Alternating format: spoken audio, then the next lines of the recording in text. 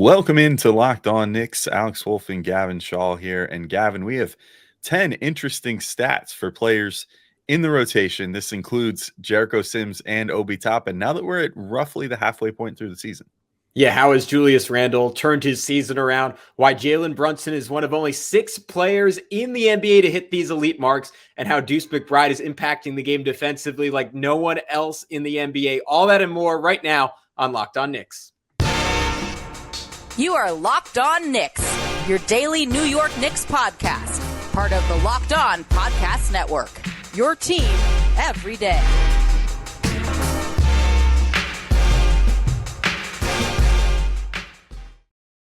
All right, welcome in to Locked On Knicks. Today's episode is brought to you by PrizePicks. First-time users can receive a 100% instant deposit match up to $100 with promo code Locked On. That's PrizePicks.com, promo code Locked On. And we wanted to thank you guys for making Locked On Knicks your first listen today and every day, whether you're checking us out on your favorite podcast platform or taking in the sights and sounds on YouTube. We appreciate you making us a part of your daily routine. I'm Alex Wolfe. I'm editor-in-chief of Knicks site The Strickland, which you can find at thestrick.land. He is Gavin Schall, your favorite play-by-play broadcaster's favorite play-by-play broadcaster. And this is the 10 interesting stats edition of Locked On Knicks. Gavin, you had this idea for us, and then we set off and each took 5 players. Now, some people might be listening and saying, but wait, the rotation is famously 9 players now, and that is true. But Obi Toppin is hurt and is presumably part of that rotation when he's healthy. Jericho Sims is presumably the fill-in for Obi right now, although we'll see how that goes. So as of right now, we're considering them both to be quote-unquote part of the rotation. But otherwise, the other players that we have are Jalen Brunson, Julius Randle, RJ Barrett, Quentin Grimes, Emmanuel Quickley, Mitchell Robinson, Isaiah Hartenstein, Deuce McBride, Jericho Sims, and Obi Toppin, as we said. So and we'll be going through them in that exact order. I just read that right off our sheet. So, Gavin, perfect. I will toss you the first ball here to get things going. What is an interesting stat that you found about one Jalen Brunson? All right, so what is a point guard's job on offense? It's to score the basketball, to do so efficiently, and to distribute. And Jalen Brunson is about as good as those three things as just about anyone else in the NBA. There are some players who score better, who score more efficiently, who average more assists, but doing all 3 simultaneously. So let's just call it minimum averages of 20 points per game, 6.5 assists per game, and a true shooting percentage over 56.5% that hit ESPN's games played minimum. I would assume that's probably 20 or 25 games. And those players are Tyrese Halliburton, Nikola Jokic, Luka Doncic, Steph Curry, LeBron James, and of course, Jalen Brunson. So you have 3 MVP winners. You have another guy in Luka who will probably go down as one of the 15 to 20 or so best players of all time and will likely win an MVP. You have maybe an all-star, Tyrese Halliburton, and you have Jalen Brunson, Alex. And I think that does a good job encapsulating the season that he's had. One of our big questions when he came to the Knicks was, how would he do as a primary distributor, role he hasn't played since college? And the answer is fantastic. And I think that's an element of his game that, on top of the efficiency, has really shined through the last couple of games. His teams have started throwing junk defenses at him. The Raptors in particular, we're basically sending 2 guys at him every single possession. And Brunson, time in and time out, is almost like just perfectly in the mold of a traditional point guard at times, with his ability to recognize where the help is coming and just send the ball the opposite direction, set his guys up for easy shots, easy plays, intuition at doing that. Unmatched on this Knicks team, unmatched really on any Knicks player over the last 15 years or so. Yeah, I mean, not too bad of company, right? I mean, I think if such a thing existed, if this was like a political campaign, I would send that into Brunson's reps to make like an all-star campaign video. Like, is Zach LaVine averaging these numbers? Is DeMar DeRozan averaging these? Is who are some of the other people that might be? Darius Garland. It was actually not quite efficient enough. That was one that I noted in there. There you go. Darius Garland. What are his numbers looking like? He's not in conversation with these 5, but Jalen Brunson is. Yeah. I mean, I think that's pretty compelling. I think it definitely underscores exactly what you said, that he's having easily the best point guard season that the Knicks have seen, maybe since like Clyde. I mean, I don't mean to discount, Marbury got up to 8 assists, which especially in that era when scoring was down, I think is pretty insanely impressive while also averaging over 20. So I would put those two in a similar light, though Brunson a little bit more stable as a player. Yeah. And you have to look at supporting casts and stuff. I mean, Marbury did take the Knicks kicking and screaming to the playoffs at least 1 year. So there was that. I mean, easily the best in like 20 years, maybe the best since like Clyde so far this year, and 100% worth the money. So I think that stat really drives that home. I'll move to the next player on our list here, who is Julius Randle, who I had RJ and Randle, and when I was ordering this out, as far as whose season I think has been the most interesting so far, who has the most interesting stat, it was Randle for me, honestly, because I was starting to look through this. This is something that we've talked about a bit on the show already, as far as his shot profile this year, but I wanted to put real numbers to it and comparisons of just how this season looked. Not the last season. I actually went back and pulled from the 2020 to 21 season, the gold standard Julius Randle season, to see how he's been, despite the fact that like on the surface you would look at the percentage numbers and say, oh, he's definitely not having as good of a season. I think there's an argument to be made that he is actually maybe having a better season this year than he did 2 years ago. So here's the numbers I want to present here. So take out your notepads if you're listening here, so that you can keep track of all this.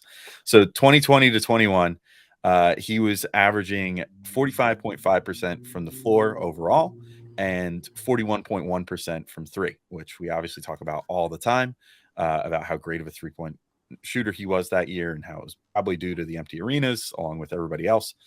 He also shot 65.1% at the rim in 2020 to 21, which is a pretty good number. Not the best, maybe not the best for a big, but still pretty good. 2022 to 2023, this current year, he is shooting 46.8% from the field overall. So that's actually a 1.3% improvement over 2020 to 21. But then one thing that people might look at and say, ugh, like that doesn't look good. He's shooting 33.6% from three, which is obviously almost 8 percentage points worse than 2 years ago. But he's shooting 69.4% at the rim, which is a solid almost 4.5% increase over 2 years ago. So now here's where things get a little interesting, though, and where I think that the big difference is here. In 2020 to 21, he took 1,322 total shots.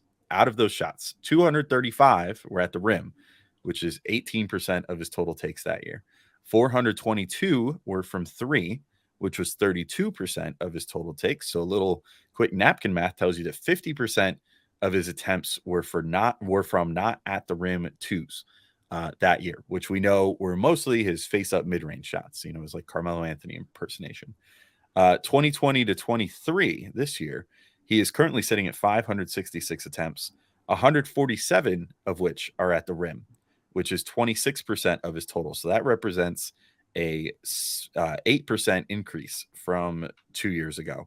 241 of his 566 are from three, which is 42.5% of his total, which represents a 10.5% increase of how many shots he's taking, or what percentage of his shots he's taking from three. And then 31.5% of his attempts are from not at the rim twos, which is a vast, vast difference from 2 years ago.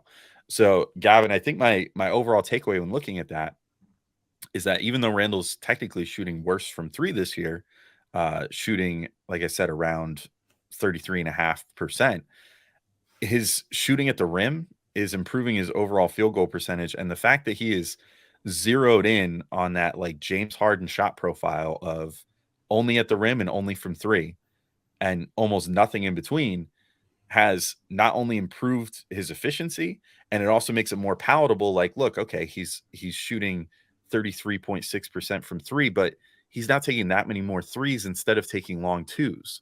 So that evens that out quite a bit when you start looking at things like effective field goal percentage and true shooting percentage, which take into account the fact that a 3-point shot is worth more than a 2-point shot.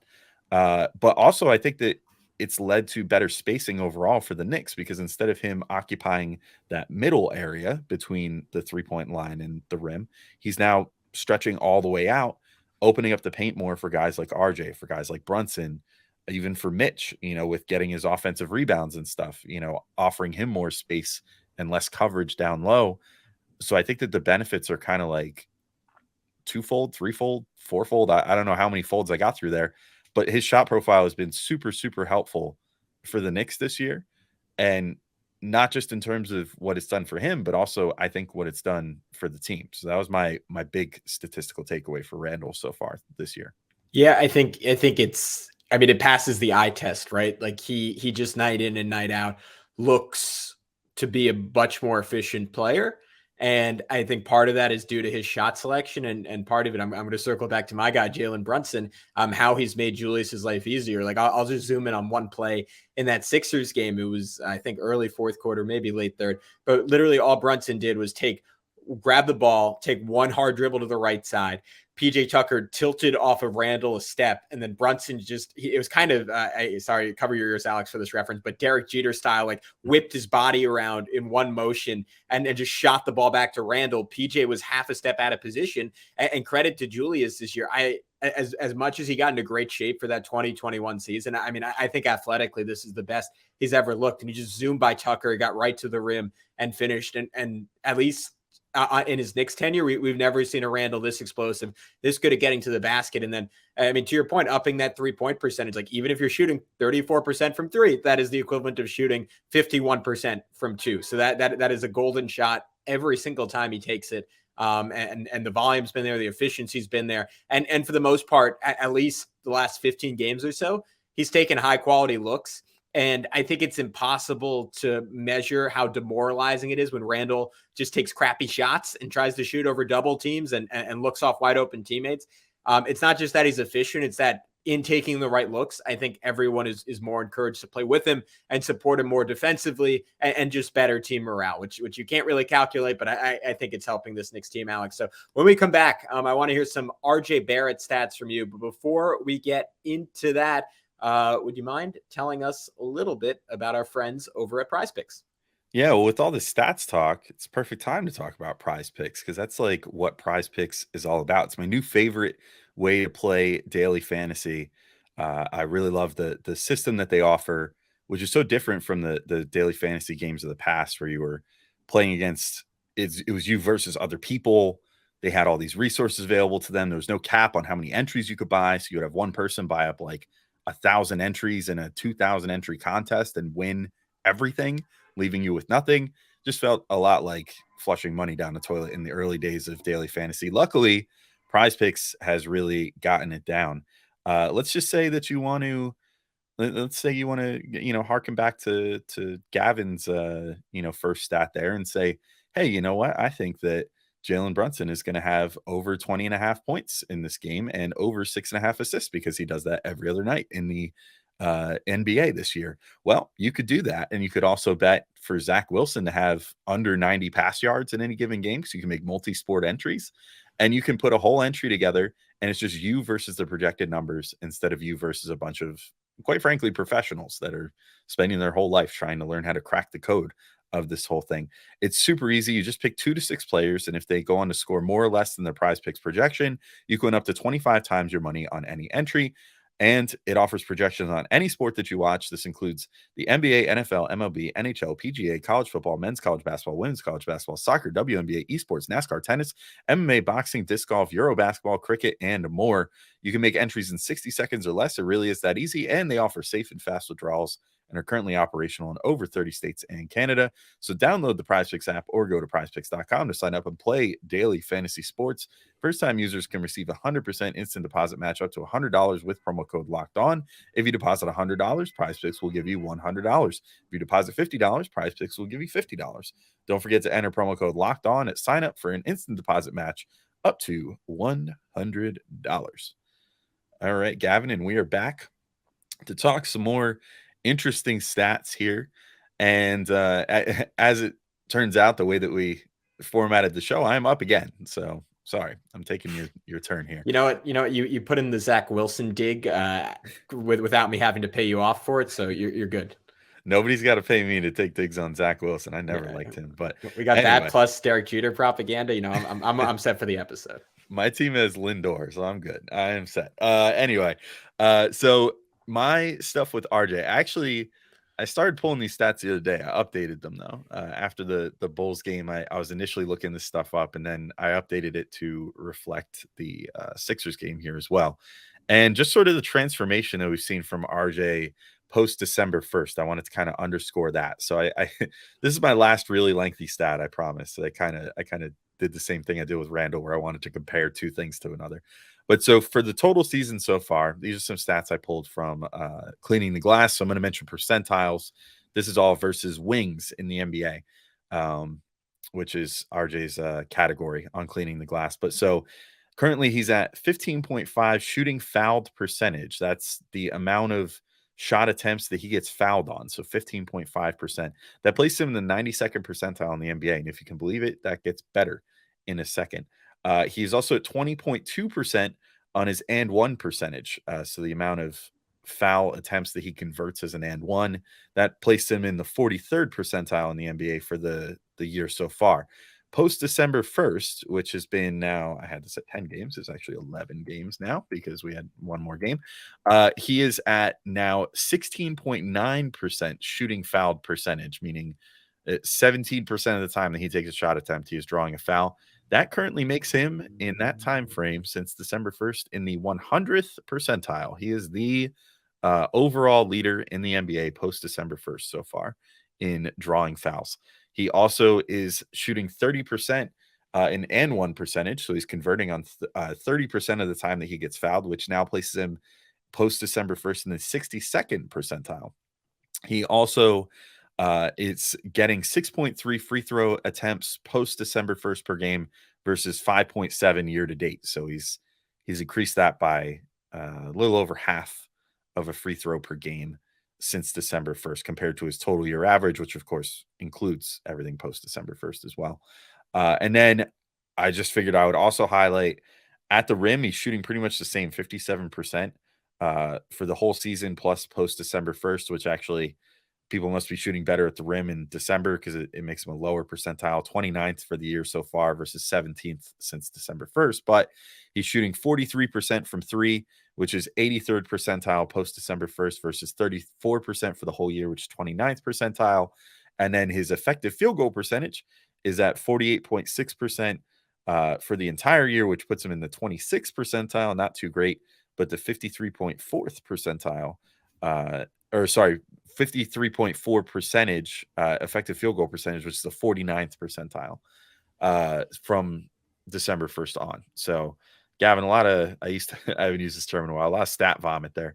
But basically my takeaway was RJ's been doing the same thing that he did post All-Star break last year, but earlier this year, which is drawing way more fouls, which is then mitigating a little bit the fact that his field goal percentage is not always the best and can turn him into an efficient scorer, even if you don't, even if he's not able to improve that at the rim percentage. If he's able to just draw more fouls and make more threes, he could be a way better player, have average efficiency as far as, effective field goal percentage, but then tack on all those extra points by drawing all those fouls.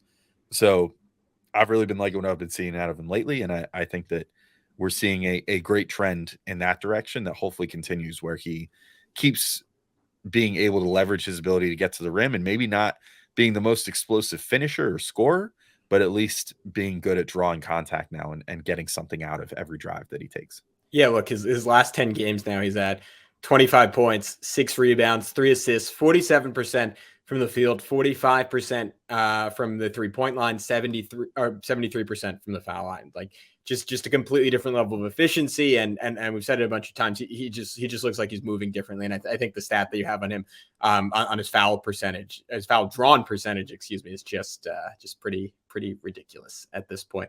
All right, Quentin Grimes got a couple for him. So over the Knicks 8-game winning streak, he led the NBA amongst wing players with a minimal number of minutes, I'm assuming 20, in effective field goal percentage at 66 points, or excuse me, in true shooting percentage at 66.7%.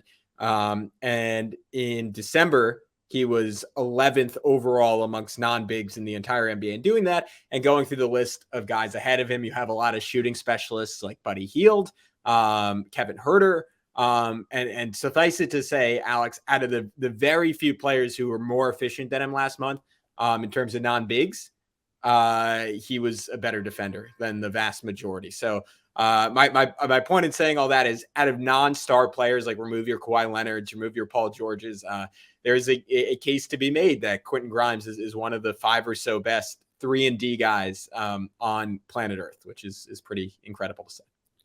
Yeah, I mean, I think the best part of that too is that he's showing himself to be even more than that. But the fact that he has that aspect nailed down so well at this point in year 2, I think is a great indicator of what he could potentially do going forward, because he's now showing the ability to attack closeouts, to finish inside sometimes, to also identify, when someone rotates over to help after he attacks a closeout, and, just drop in a quick little pass in there to Mitchell Robinson, or, throwing up a little lob to Jericho Sims, or what have you. Whatever it is that he's able to do to make a winning play there, he's finding ways to do it. So I very much like that the stats are bearing out what our eyeballs are seeing, which is that he has been probably one of the single biggest factors in the fact that the Knicks had that win streak recently and have been playing as well as they have lately, is Quentin Grimes finding his way into the starting lineup and just providing all the things you want out of a high-level role player lately.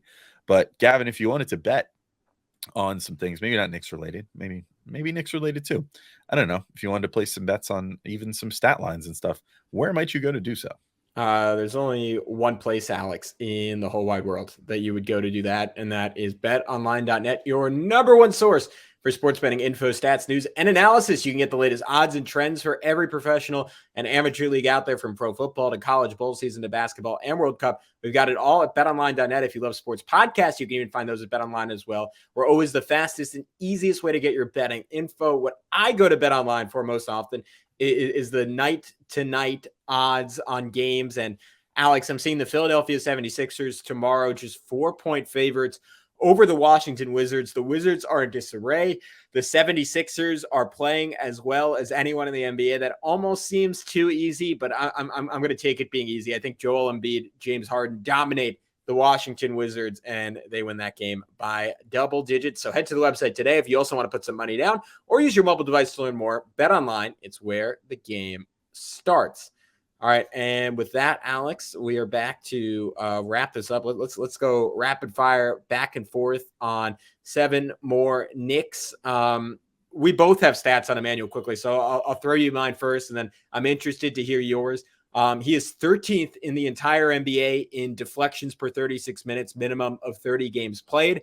And out of the players in the top 13, he is the 3rd shortest player, only behind the human steel, Jose Alvarado, and Trey Jones of the San Antonio Spurs. But I thought that captured pretty well the impact he's had playing the passing lanes this season. Yeah, I'd be curious where he ranks in wingspan among those guys. Because I knew I didn't want to go there, because I knew that would be a little higher up. But yeah, because the 6'10" for Quickley that he has, definitely works to his advantage with the deflections there. But yeah, I have a stat that probably just kind of fits in with that nicely in the puzzle piece that is Emmanuel Quickley. He has, I was really curious to see this, and because we were talking about the whole rotation, right? He has a positive net rating with every single player in the rotation right now, except weirdly for Jericho Sims. I don't know what led to that, but it's only like a -1. With the starters, and this is interesting, his highest is with Quentin Grimes, which actually shouldn't be that interesting. I think that's pretty self-explanatory. They are in 190 minutes so far together this year. They are a plus 18.8 net rating. His lowest, which is saying something about how great this number still is, even though it's the lowest, is with RJ Barrett. They are at a plus 6.3 net rating in 388 minutes together. So Quickley, no matter who he's playing with, out of the starting lineup right now is a resounding positive. That includes Brunson, that includes Mitchell Robinson, that includes Julius Randle as well. So my takeaway is he should probably be playing more. He's been back to getting like low 20s minutes again lately. And, how you find those minutes, I'm not 100% certain, especially when we were just gushing about Quentin Grimes a second ago. But I think there's a case to be made. And we've seen this lately where in late game scenarios, he's been sitting and then things kind of fall apart a little bit in some of these games. I think the Bulls game in particular really stood out to me for that, where he got pulled just because it was when he was supposed to get pulled. And I found myself thinking like, oh, but should they really have pulled him there? Because I think that he would have made a big difference, with the defense down the stretch.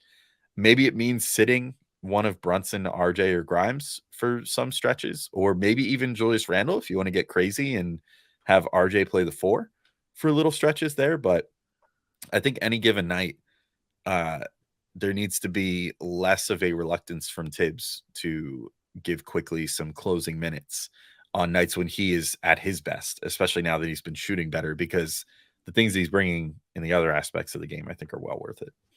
Yeah, I'm with you there. Particularly in that he was just shooting lights out in that Bulls game.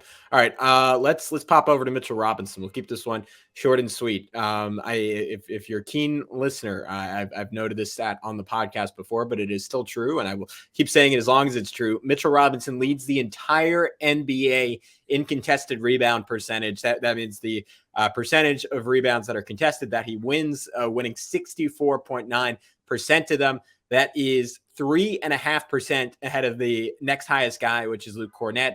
It's over 5% ahead of the guy in third place in Moses Brown, a full 7% ahead of Isaiah Jackson in fourth place. So suffice it to say, Mitchell Robinson is pretty easily the most dominant rebounder in the NBA in terms of balls that are fought for. The only other guy in the entire top 10, Alex, that's even playing 20 minutes per game is Anthony Davis. So Mitch is truly in a category of his own. I like that little once a Knick, always a Knick nod in there too. Good old Luke Cornett, man. Look at that guy showing up in that list. Yeah, I'm with you. I mean, numbers don't really do Mitch's rebounding impact justice this year, but that number does. So that was a great poll. I will keep it in the big family here and go with Isaiah Hartenstein, who. All right, this is a depressing stat with him. So we've been going positives for a lot of these guys. This one's a little depressing. So assist percentage, which is percentage of plays where that player gets an assist that they're involved in. I forget what the exact criteria is. It's like if they touch the ball on the possession or something like that. So in 2020 to 21, Hartenstein had a 16-game stint with the Cleveland Cavaliers, and he had a 21.7% assist percentage in those 16 games with them, which was in the 96th percentile for bigs, according to Cleaning the Glass. Last year, in a full season with the Clippers, he had an 18.9% assist percentage, which was good for the 92nd percentile among bigs. This year so far, womp womp, he is at 4.8% assist percentage with the Knicks, which is only in the 15th percentile for bigs. Not fantastic. So I think my takeaway when I was looking at those numbers kind of matches what my brain's been saying during games, which is, why did you sign this guy that plays so drastically different from Mitchell Robinson in order to give you a different look if you were just going to play him exactly like Mitchell Robinson? And I think it's sort of taken some of the luster off of Hartenstein, in the sense that he's not being used to his best strengths. And a lot of times that makes him look like he's playing poorly. When in reality, I think it's more just that he's not necessarily playing poorly. He's just not getting a chance to do the things that he's best at to then open up, to make his impact positive when he does when he messes up with some of the things that he's not as good at. Like, he's definitely not as good at defense as Mitch, or rebounding, or anything like that. But you can sort of negate some of the losses you get by taking out Mitch by the fact that Hartenstein can do some different stuff, like space the floor a little bit, or at least pretend to, even if his percentages haven't been as great this year, and certainly pass and run some things out of the high post or otherwise. We've luckily seen him be a little more active of a passer in the fast break over the last few games. So hopefully that's something that sticks as well. But for someone who's such a good passer, it just seems a shame that he's not getting more opportunities to.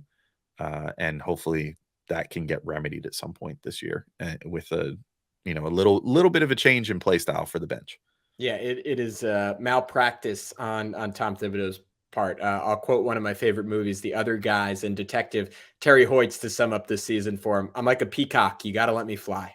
He's not been allowed to fly yet this season. Hopefully that changes. All right, Deuce McBride. This is a crazy one. So first I was just like, all right, Deuce is a plus minus god. Let me just look up his net rating. So he's 12th in the NBA in net rating amongst players who have played at least 20 games, 10.2 net rating. Pretty incredible. But Alex, he's first in the entire NBA in defensive rating amongst players who have played at least 20 games. So per 100 possessions when he is on the floor, the Knicks are allowing 94 points per 100 possessions. That is 4.6 points per 100 possessions better than any other player in the league. So not only is he first, it is not even close. There's a case to be made that look, you got to extrapolate it, larger sample size, him playing against starters, but stats don't lie. He is the single most impactful defensive player on a permanent basis in the NBA this season. I believe it too, because you want to talk about, like you brought up the deflections with Quickley. Deuce is doing a lot of that same stuff, but he is just also just the most bulldoggy defender. Yeah, he's like the best of Grimes and Quickley in one. Exactly. Like when he's on defense, I mean, he's just insane. Like man to man, playing passing lanes. Whatever you want him to do, he is just going to do it 1,000%. And maybe some of that impact goes away a little bit, considering it's been in like short bursts right now, like shorter stints off the bench and not having to play as many minutes. But even if you extended his minutes out, I really doubt that things would get worse like at all. So he's super impressive and will continue to be.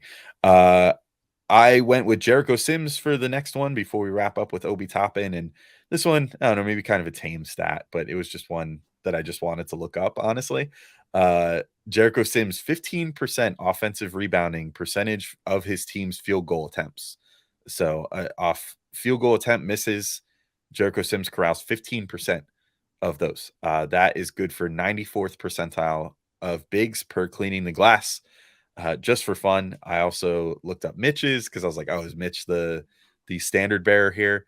Almost. Mitch is nearly the trendsetter with 17.4%, which is 2.4% better than Sims. And Mitch is good for the 98th percentile, which makes me think there's maybe one player out there who I didn't care to look up that has a higher offensive rebound percentage of his team's field goals. But still, nonetheless, extremely impressive number for Sims, especially for a guy who's a 58th pick last year in his second year in the NBA as a 24-year-old, like already kind of an older player. I think it's pretty impressive for a guy that came in and was supposed to be more raw than he is, that he's already gotten so good at offensive rebounding, which is a pretty tough part of the game. Yeah, I think we noted a few pods back that combo over the Knicks 8-game winning streak, first and fourth in the NBA in offensive rebounding percentage. Just kind of an unfair combination. All right, we will wrap things up with Obi Toppin. Kind of a bummer to end on, both in the sense that he's injured and not playing, and I kind of similar to what you did with Randle and RJ Alex. I went deep on Obi, and it's kind of all bad stuff. He went from 64th percentile. This is per cleaning the glass. Went from the 64th percentile in effective field goal percentage last year amongst power forwards to the 17th percentile this season. So looking at that, my initial thought was, all right, he's probably not finishing any worse. It's just that he went from only taking shots at the rim to only taking threes. And if you're the best dunker in the NBA and you're a good but not truly elite 3-point shooter, you're going to fall down in efficiency if you're changing your shot profile in that way. But Alex, it wasn't just that. It was that his finishing at the rim has gone way down. Last season, he shot 72% at the rim. That was in the 66th percentile in the league amongst power forwards. This season, he was shooting just 59% at the rim. That is in the 12th percentile. And that is with his rim attempts going way down. Last season, well above average in rim attempts at 64th percentile. This season, in the bottom fifth, or almost in the bottom fifth of all power forwards, at the 22nd percentile in rim attempts. And all that is translated to from a plus 9.9 net rating a year ago to this season. He's actually been a negative for the Knicks after their current win streak, a minus 1.7 net rating for the team. They've been better without him, which is stunning for a guy who has been a plus minus god his whole career. Yeah, kind of unfortunate to see.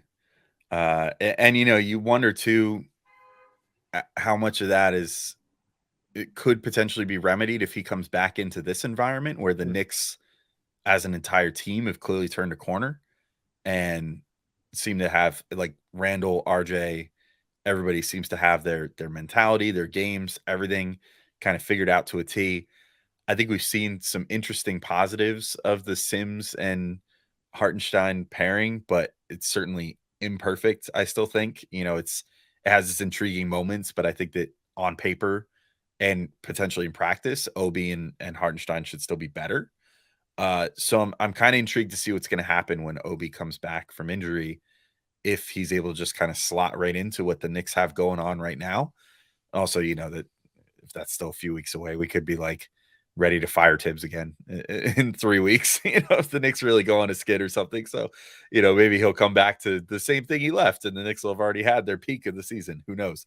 Basketball's weird, but I certainly hope that we see a strong close to the season for him because, yeah, it's been a little rough at times this year, even with, the early season 3-point percentage increases we saw. As you noted, his bread and butter, the finishing at the rim, that was one of his big differentiators, has not been as good this year. So hopefully we see some improvement from him. But at any rate, that's our 10 big stats. Hopefully they were interesting to you watching. Yeah, were they big enough? Tell us in the comments section. Yeah, you could. Yeah, go on the YouTube comments. Be like, that stat was small. Here's a better stat. We'd love to hear more stats. Maybe we'll even chat them out on the next show or something. So if you have a big stat that you want to tell us about, tell us in the YouTube comments. Tell us on Twitter at Locked On Knicks. Or if you think that our stats are stupid and misleading, tell us that too. We love hearing about all that. We love hearing what big idiots we are. So anyway, thank you all for listening. And we will talk to you guys soon with some game recaps and other good stuff this week. But till next time, this has been Locked On Knicks. Peace out, everybody.